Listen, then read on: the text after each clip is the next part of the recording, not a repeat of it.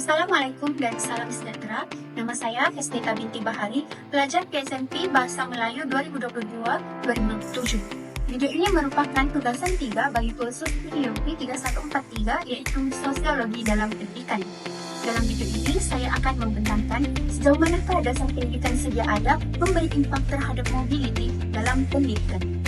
Baiklah, sebelum itu, mari kita lihat konsep mobility sosial.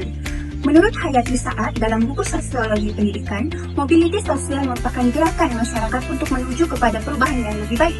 Ini adalah untuk meningkatkan status sosial seseorang daripada tahap rendah ke tahap yang lebih baik.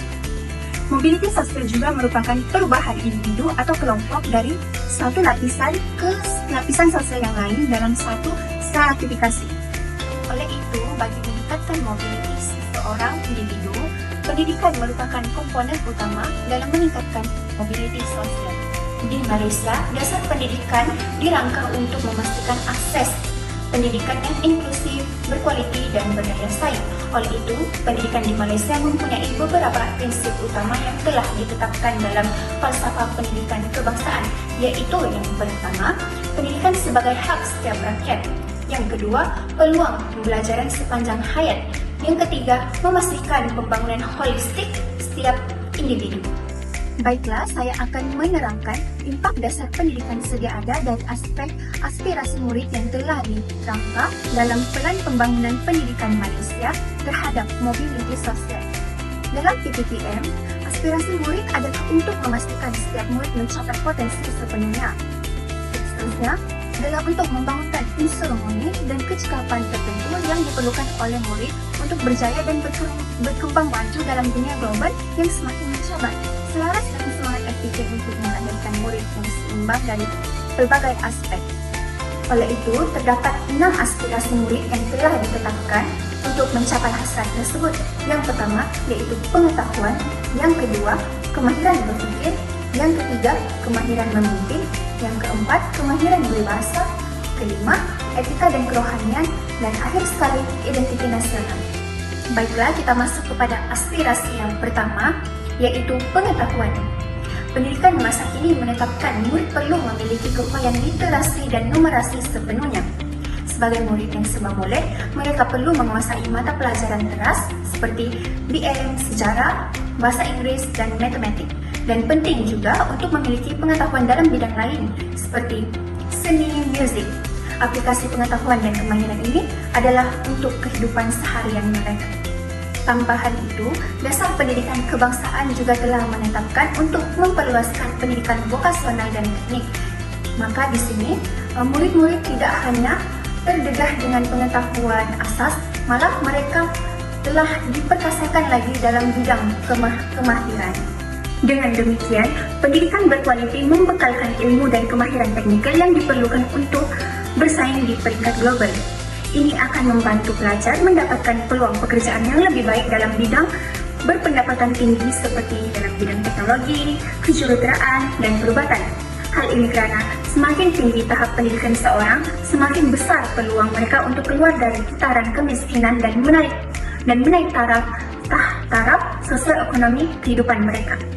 Melalui aspirasi tersebut dapat kita buktikan tahap mobility sosial masyarakat di Malaysia semakin meningkat apabila hanya terdapat 5,65% murid di sekolah rendah belum menguasai kemahiran 3M, yang mana ini adalah peratusan yang sangat sedikit dalam kalangan masyarakat Malaysia. Baiklah, seterusnya aspirasi yang kedua yaitu kemahiran berpikir.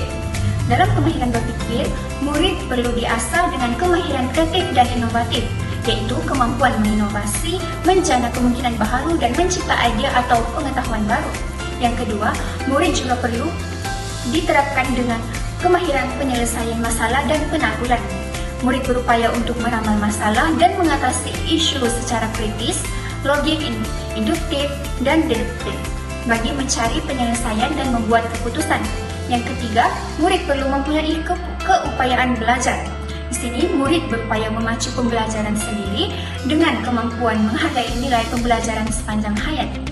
Melalui kemahiran berpikir yang diterapkan, kemahiran berpikir yang tinggi membolehkan murid itu mencipta peluang sendiri untuk meningkatkan status ekonomi mereka. pendidikan sedia ada sudah pasti dapat memacu kemahiran berpikir murid-murid melalui proyek-proyek yang dilakukan di sekolah, pembelajaran abad ke-21, dan banyak lagi. Bagi aspirasi murid yang ketiga yaitu kemahiran memimpin. Dalam konteks pendidikan, kepimpinan mempunyai 4 unsur, yaitu yang pertama, keusahawanan.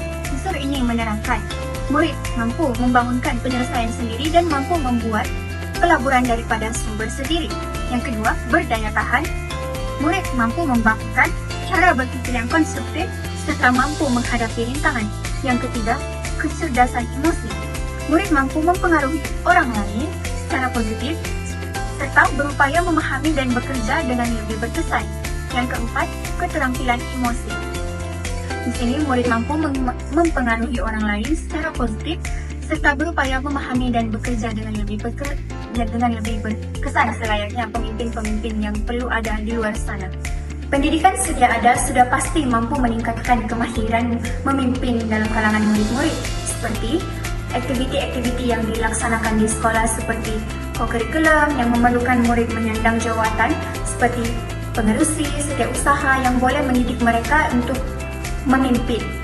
Yang kedua adalah dengan menyandang jawatan seperti pengawas di sekolah dan mereka boleh membentuk jati diri sebagai seorang pemimpin. Baiklah, impak kemahiran memimpin ini terhadap mobility sosial adalah kemahiran ini membantu pelajar menjadi pemimpin yang berwibawa dalam berbagai sektor pekerjaan. Seperti yang kita tahu, kepemimpinan yang baik meningkatkan daya saing dalam pasaran kerja. Pelajar yang memiliki kemahiran kepemimpinan lebih cenderung memperoleh jawatan yang tinggi dan berpendapatan yang lebih baik, seterusnya meningkatkan taraf hidup mereka. Aspirasi murid yang keempat yaitu kemahiran bahasa. Di sini murid perlu menguasai bahasa yang pertama, bahasa Melayu sebagai bahasa kebangsaan, yang kedua, bahasa Inggris sebagai bahasa kedua, dan yang ketiga, komunikasi antara bangsa. Kemahiran dalam pelbagai bahasa penting untuk berkomunikasi dan bekerja sama dengan berkesan bersama seluruh rakyat Malaysia serta negara jiran dalam dunia global pada masa kini. Melalui kemahiran bahasa yang ditetapkan dalam PPPM dan pembelajaran pada masa kini, murid mampu bersaing secara global dan aspek ini akan membolehkan mereka meningkatkan mobility sosial hidup mereka. Bagi melahirkan murid yang mempunyai kemahiran bahasa, Malaysia, negara kita telah menetapkan dasar MDM-MDI yaitu memartabatkan bahasa Melayu dan memperkukuh bahasa Inggris.